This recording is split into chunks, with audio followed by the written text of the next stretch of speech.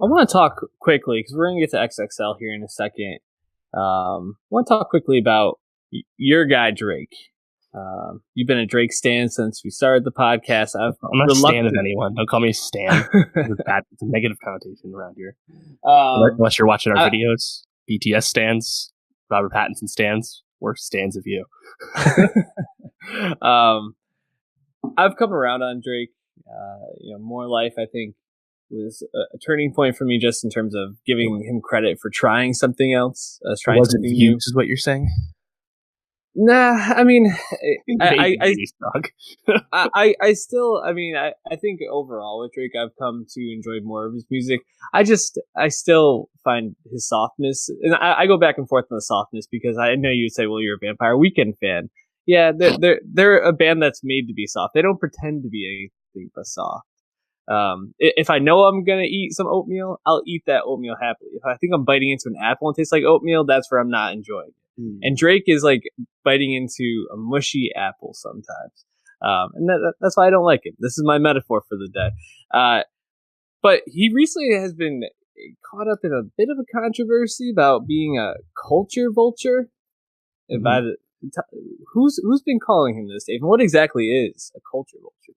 Well, he's been called a culture vulture for some time. That's just kind of a general term for people that, especially comes up in hip hop a lot, where usually thrown at white people that like enter the fold, like Black Bear. You could call Black Bear culture vulture because he has a rock background and started becoming a white rapper of sorts because he saw the money and the success was easy to get, and because you're a white guy, you're already on second base when it comes to this sort of thing, and now he's more successful than he ever was with rock. But Drake gets thrown at the label a lot because he will take from younger artists, you could say, or take other genres and incorporate them into his own work. But the overlying, the consistent theme would be that he's only benefiting himself. He's not actually supporting these younger artists or propping up these lesser known genres or something. That's the charge. It's come up a lot. But I think a lot of times it's used pretty unfairly. I think if you want to say that Drake has taken advantage of certain situations and perhaps not helped out smaller artists as much as he could, I guess you could say that. But at the end of the day, when Drake co-signs you or remixes your song, he's making you way more famous. Way more people are listening to your song as a result. Now, whether you make enough music, good enough music that people come back, and then you're actually known for more than just the time Drake was on the song with you, I think that's kind of on the artist. You could think of McConan, right, with Tuesday, remix with Drake, big song.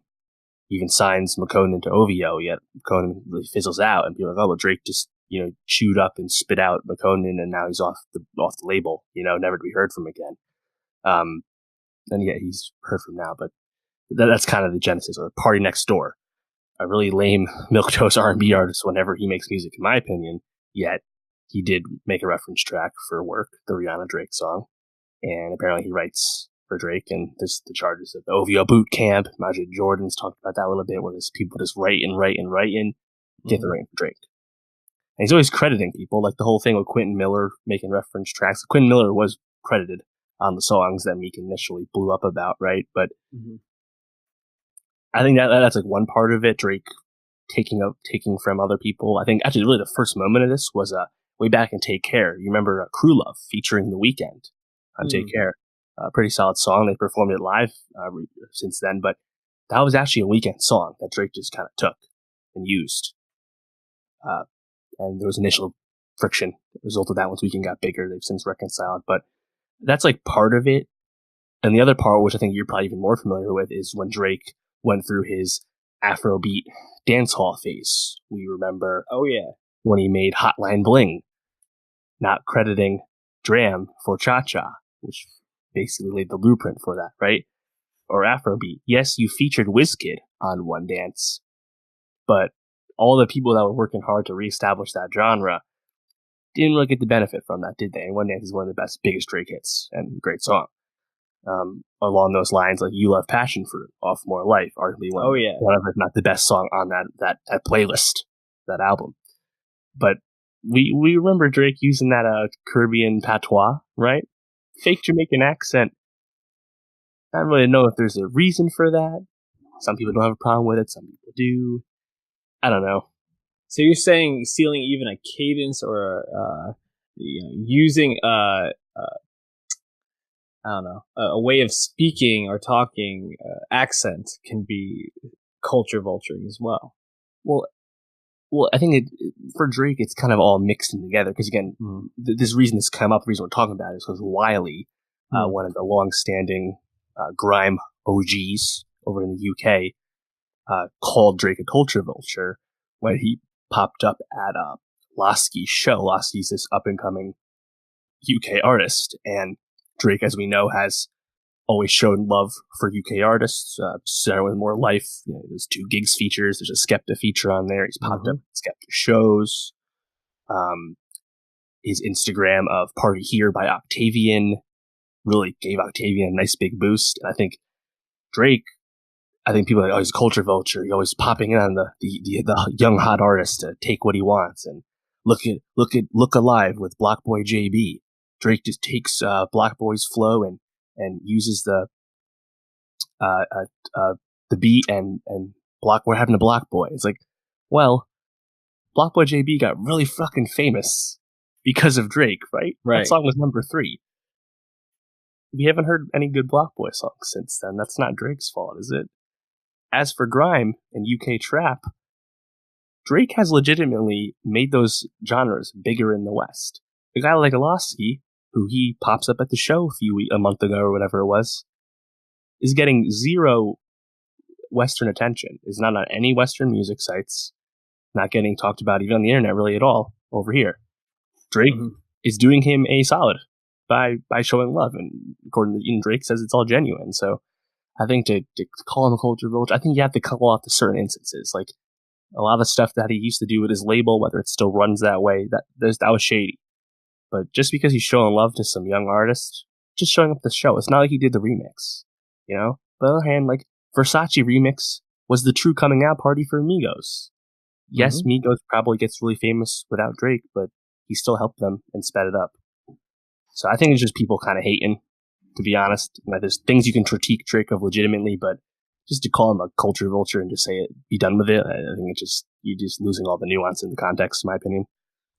Why do you think Drake specifically finds himself in these sort of feuds or conflicts so frequently? Because I feel like it's always Drake. Like it's never Future who's getting this, or Pusha T. It's Pusha T with Drake, but right.